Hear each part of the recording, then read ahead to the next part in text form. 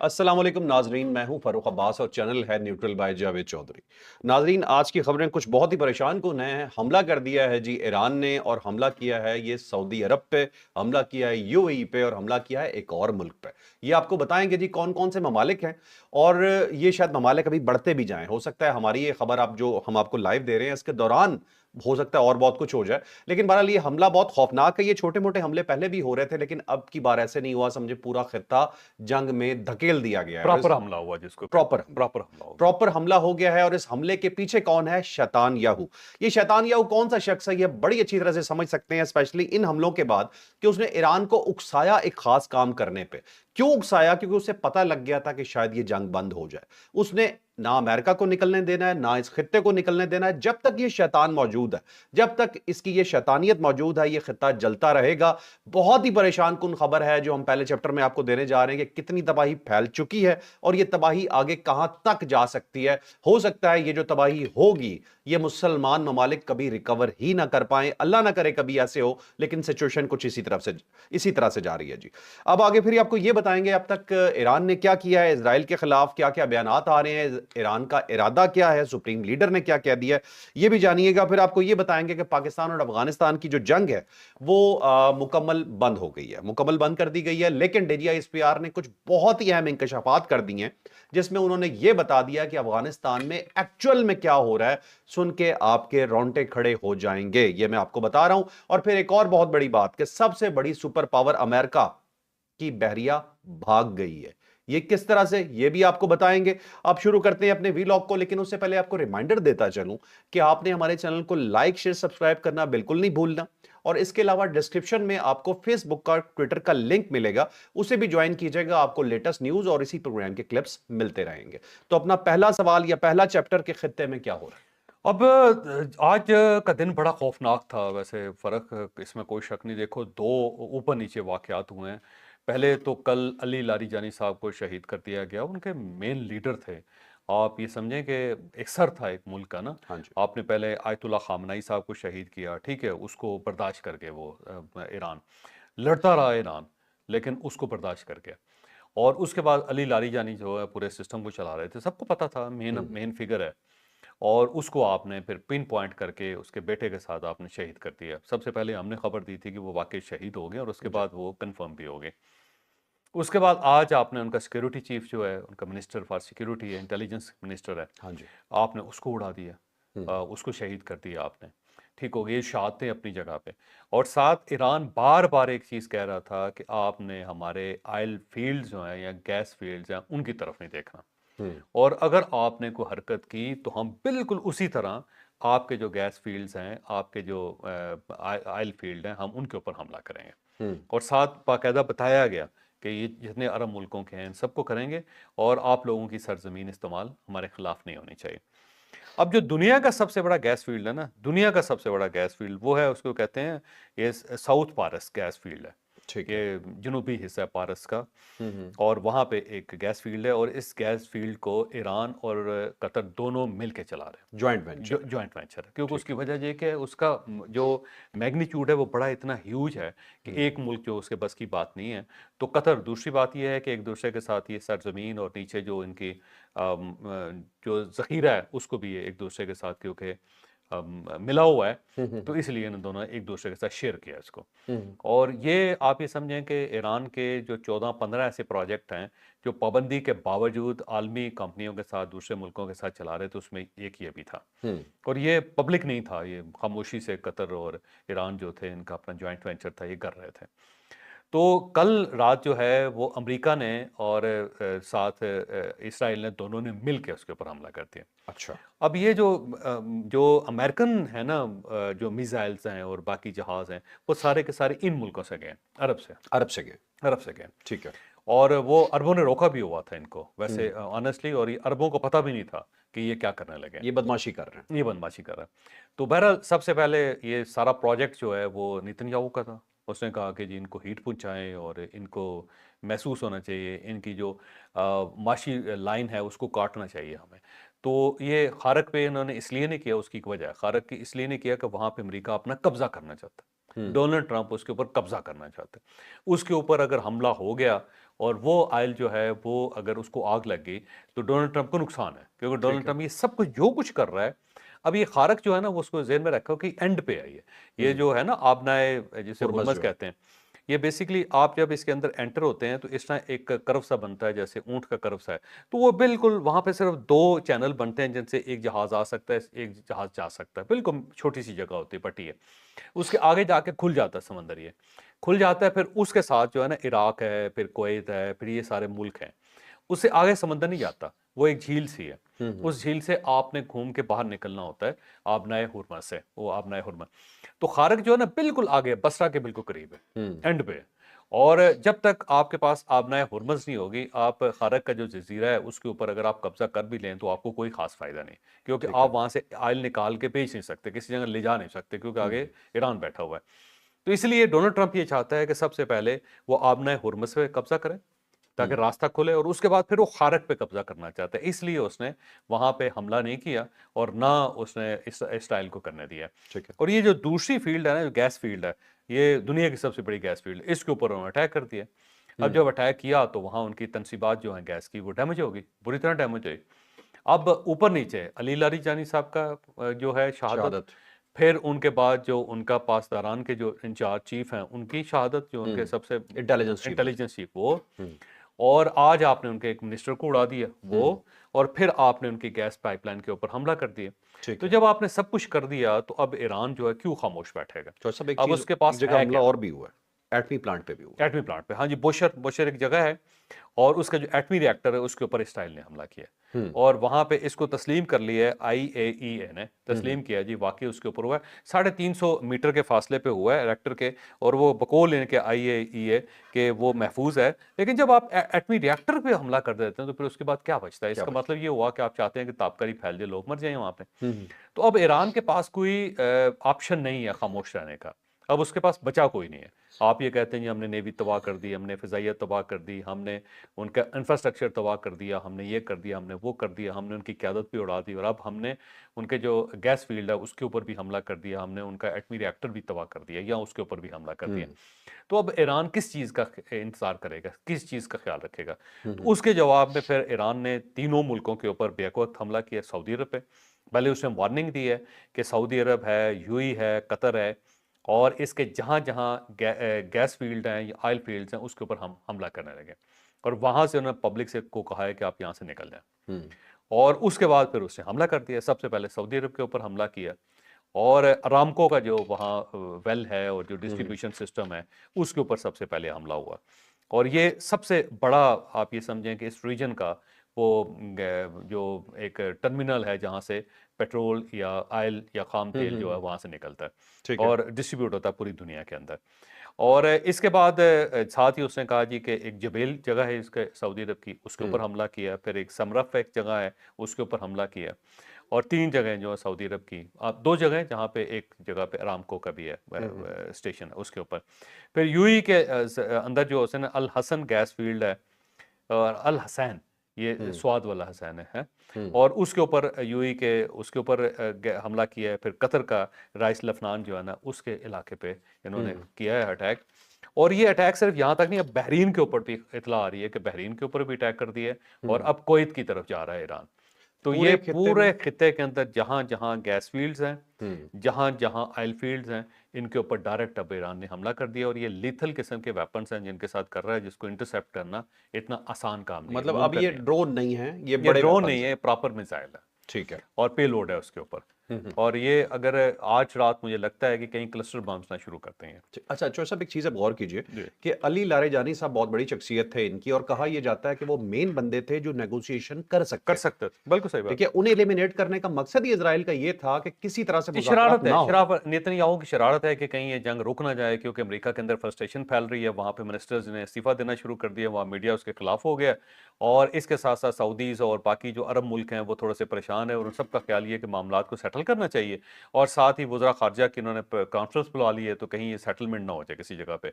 तो नेतन्याहू की बदमाशी है कि उसने कहा कि नहीं, ना अमेरिका को यहाँ से निकलना चाहिए, और साथ साथ जो अरब मुल्क हैं इन सबको बर्बाद होना चाहिए, यानी पूरी मुस्लिम वर्ल्ड के खिलाफ है।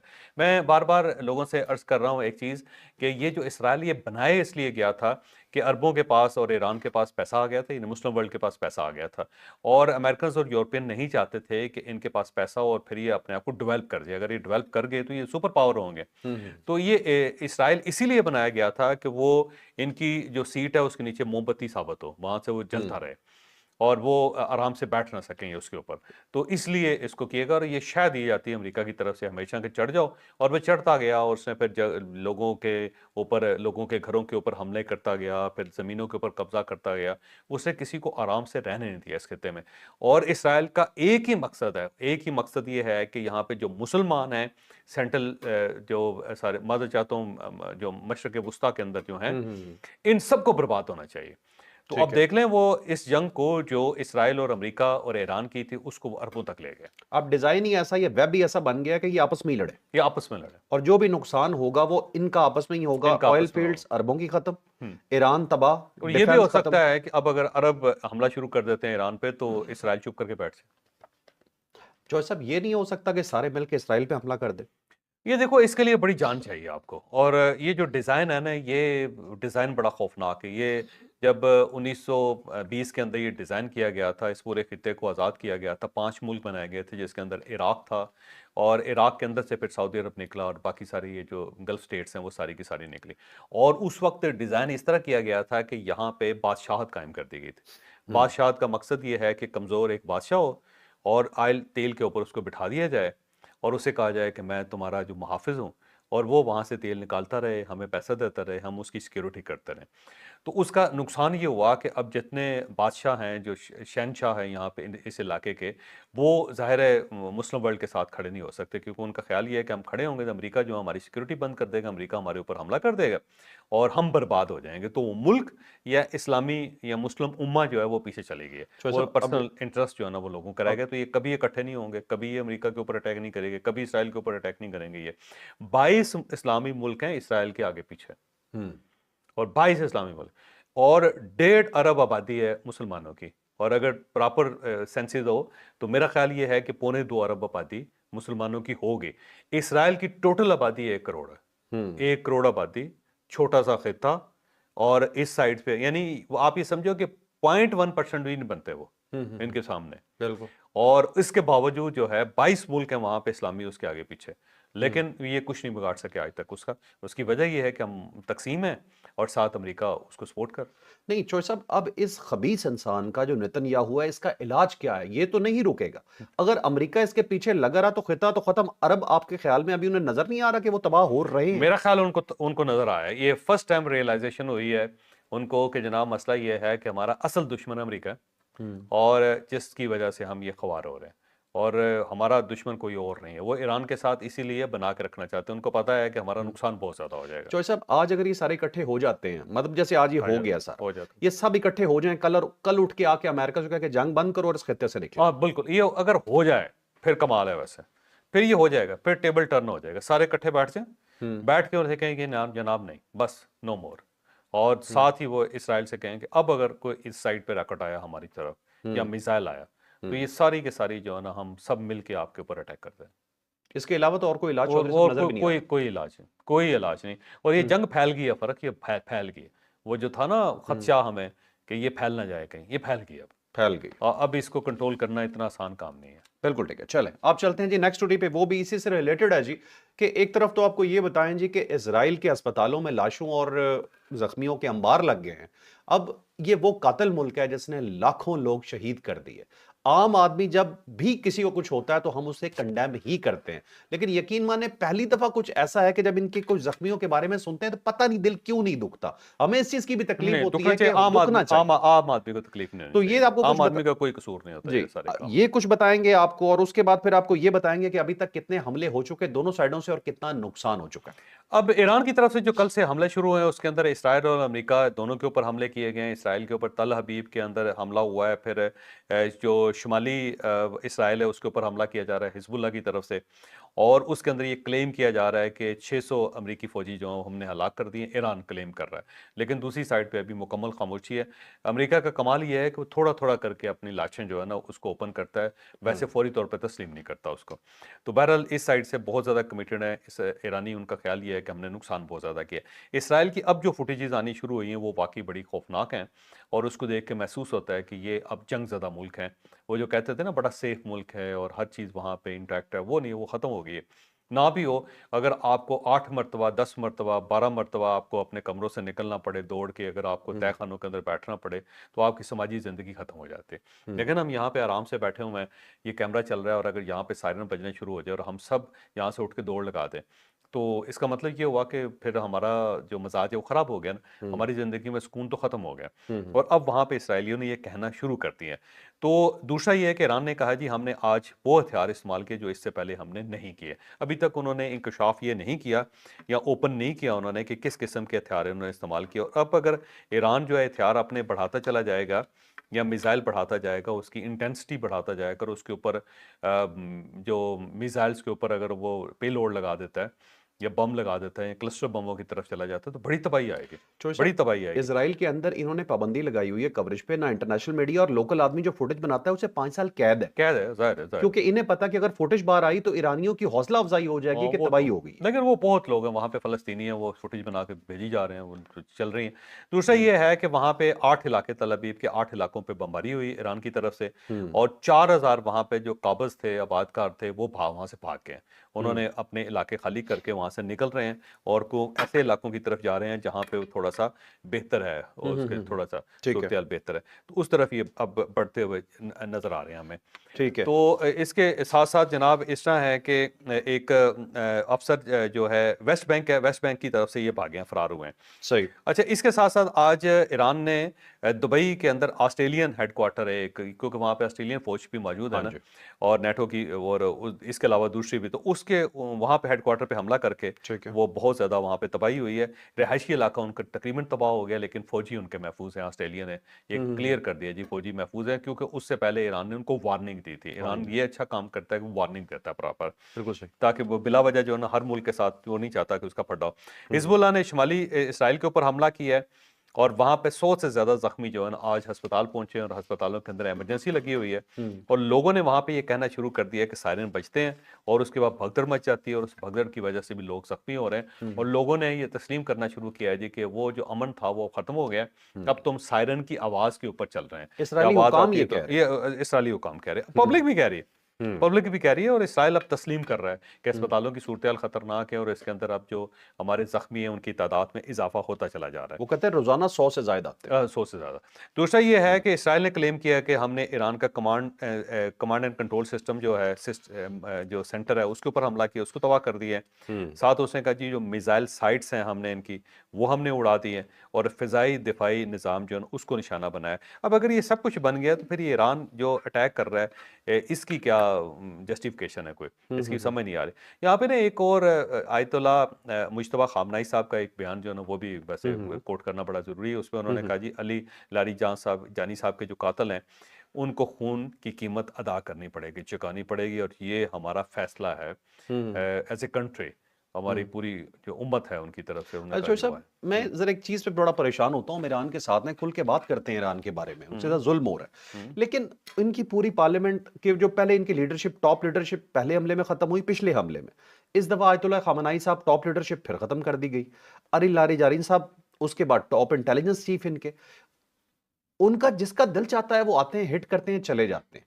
ईरानी अपने लोगों की हिफाजत क्यों नहीं कर पा रहे? अब देखो यार, बात ये है कि सुपर पावर है दूसरी साइड पे, आप इसको भी देखो कि जो लेटेस्ट टेक्नोलॉजी है वो इसराइल और अमेरिका के पास है। देखो टेक्नोलॉजी में मुस्लिम वर्ल्ड बहुत पीछे है। इस टेक्नोलॉजी के दौर में और इसराइल और अमेरिका के दोनों के इत्तेहाद के साथ इतनी देर तक रेजिस्ट करना ये बड़ा कमाल है। बिल्कुल सही। हाँ, अब देखो ना वेनेजुएला देखो, 2 घंटे के अंदर पता हो गया सर, सदर उठा के ले आए। सदर उठा के ले 2 घंटे के अंदर हैं। ठीक है। इसके अलावा आप देख लो और मुल्क देख लो, लीबिया के अंदर जो कुछ हुआ, किसी जगह पे आप देख लो जहाँ पे अमेरिकन गए हैं, उसके लिए सुपर पावर ये नहीं मुकाबला कर सकते। ये कमाल है वैसे ईरान का, उन्होंने जबरदस्त अपनी सारी क़यादत की शहादत दे के भी, इतना ज़्यादा नुकसान करवा के भी वो डटे हुए हैं और पूरा मुल्क यूनाइटेड है। अभी तक वहां पे किसी किस्म का रोड़ा नहीं पड़ा। अब देखे ना, वो सद्दाम हुसैन था ना इराक के अंदर, सद्दाम हुसैन गया, उसके बाद मुल्क निकल गया सारा निकल गया, उनका, हाँ जी। है ना। वो रजीम चेंज हो गई, लोग सड़कों पे आ गए।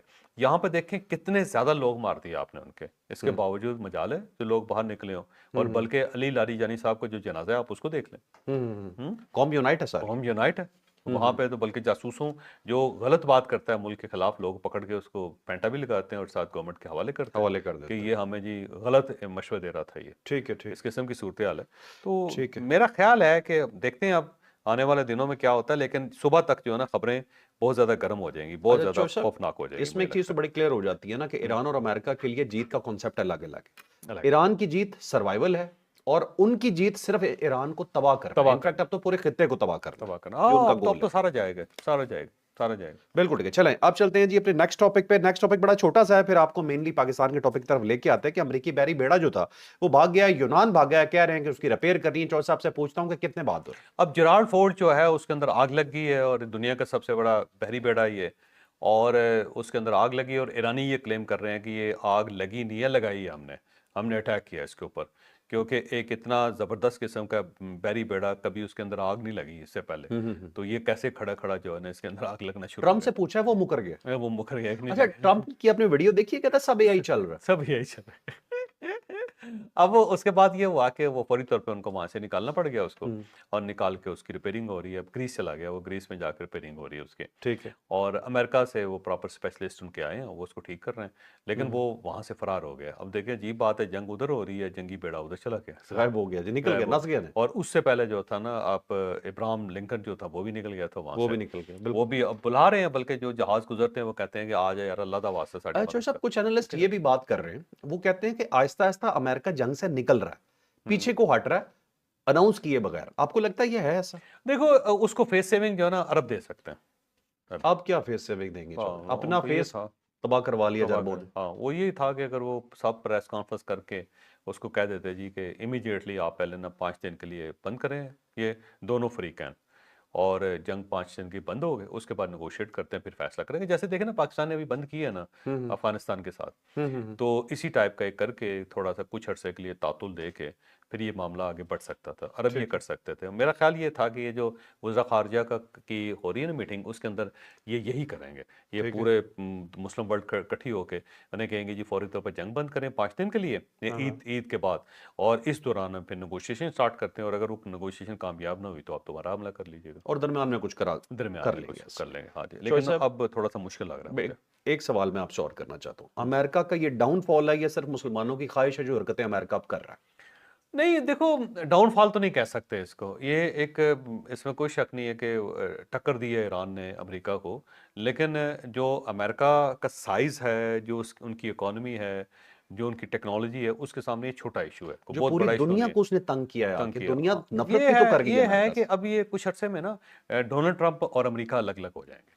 तो अच्छा। मुल्क जो है ना वो ये सारा खाता जो है ना उसके खाते में डालेगा कि डोनाल्ड ट्रंप की खामी है, और उसको उसका ट्रायल ट्रोल करके उसके खिलाफ जूते जूते मार के अपनी जान छुड़ाएंगे। चलें ठीक है, चलें अब चलते हैं जी लास्ट टॉपिक पे। लास्ट टॉपिक हमारा वो जिसमें पाकिस्तान में मौजूद गद्दार जो इस वक्त पाकिस्तान से बाहर मौजूद हैं, वो ट्यूमर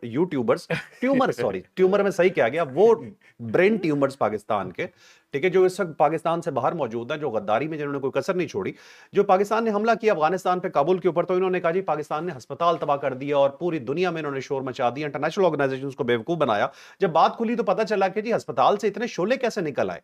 आपने जो मरीज वहां पे रखे हुए थे उनमें क्या बारूद भरे हुए थे कि एक गोली लगी या गोला लगा और पूरा आसमान आपने रंगीन कर दिया ऊपर? बहरहाल जी वो बात खुलती गई, पता चला जी कुछ भी नहीं था वहां, सब झूठ था। और कुछ ये भी सिचुएशन सामने आई कि वहां पे तो भाई मुलहिका किसी जगह पे अटैक हुआ था, उसके साथ ये मौजूद था, और वो मुलहिका जगह ही मेन जगह थी जो पाकिस्तान ने वहां अटैक किया। लेकिन बहरहाल 15 से 20 लोगों से ऊपर वो किसी का चेहरा भी नहीं दिखा पाए कि ये लोग जख्मी हुए हैं या ये लोग वहां मारे गए हैं। अब डीजीआईएसपीआर ने एक बहुत बड़ा बयान जारी किया है, इसके साथ पाकिस्तान का एक और बहुत बड़ा बयान शामिल है, वो जानते हैं अपने आखिरी चैप्टर में। आज हमद मीर साहब के साथ इंटरव्यू था डीजीआईएसपीआर का, और उसके अंदर कुछ चीज़ें हैं जो वो बार बार, वैसे फ़ौज अपना यही मौक़िफ़ दे रही है, उसके अंदर कोई नई चीज़ नहीं है कुछ चीज़ों के अलावा।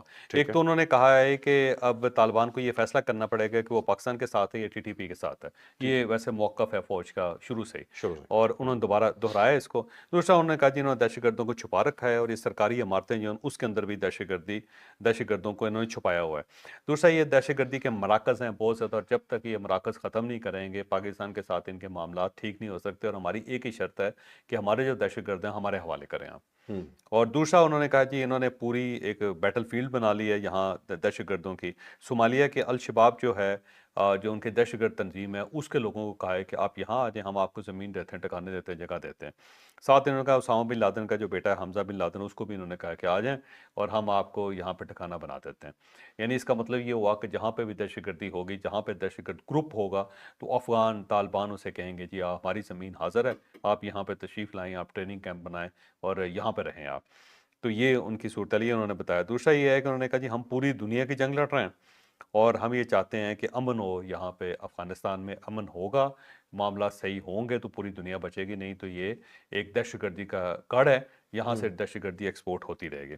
फिर उन्होंने कहा जी हमने असले का जो ज़ख़ीरा है उसके ऊपर हमला किया है, और जहाँ पे ड्रोन्स बन रहे थे हमने उसके ऊपर हमला किया, और ये जवाब था उन 53 हमलों का जो उन्होंने हमारी चेक पोस्टों के ऊपर किया था। इसके साथ उन्होंने कहा जी हमने इनकी 81 लोकेशंस को तबाह किया है, उसके ऊपर अटैक किया है, इंफ्रास्ट्रक्चर इनका तबाह किया है। और दूसरा वो जो तालिबान कहते थे ना कि हम जो ग्रेट एम्पायर्स हैं उनका ग्रेव यार्ड है, तो ऐसा मसला नहीं है, ये उनका बेसिकली प्ले ग्राउंड थे।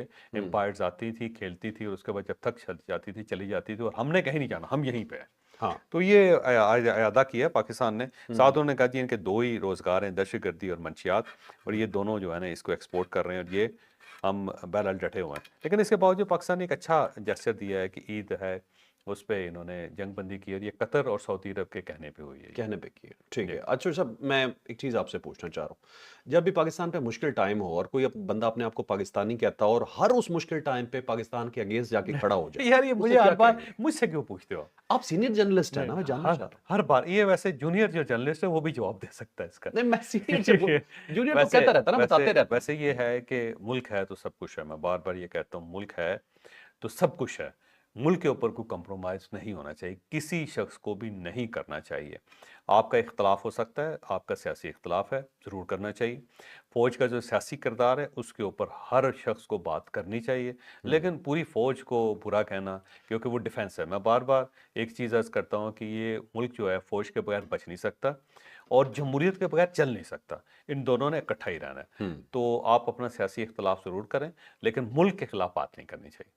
बिल्कुल ठीक है। मेरा ये स्टैंड है। बिल्कुल ठीक है। तो नाज़रीन, कल जब मैं ये बात कर रहा था तो मुझे कुछ भाइयों ने नीचे आके याद करवाया कि वो जो आप लिस्ट बता रहे हैं ना, वो गद्दारनामा लोगों की, आप कुछ नाम भूल गए। मुझे पता अरे! था मैं कुछ नाम भूल गद्दार जाऊँगा बनाने का बड़ा क्योंकि शौक नाम है। काफ़ी ज़्यादा है, ठीक है? नहीं जो साहब, ये जिस तरह की हरकत और बात कर रहे हैं ना नहीं, इस वक़्त गलत पाकिस्तान है, लेकिन फ़ौज के खिलाफ डायरेक्टली बोल रहे हैं। चले ओके। ठीक है। चलिए, तो मैं सिंपली आपको ये बताऊं कि आफ्ताब इकबाल साहब का नाम मैं लेना भूल गया था। उन्हें ये नवाजना जरूरी है कि आपको हम इंटेलेक्चुअल समझते थे, लेकिन आप कंप्लीटली मेंटल निकले हैं। इसके यार अलावा भी ये कुछ क्या नाम है, रोज बात के है ब्याह यार, पे मैं बात लेता है रहूंगा। यार। अपना ख्याल रखिए, लाइक शेयर सब्सक्राइब, इजाजत दीजिए, अल्लाह हाफिज, पाकिस्तान।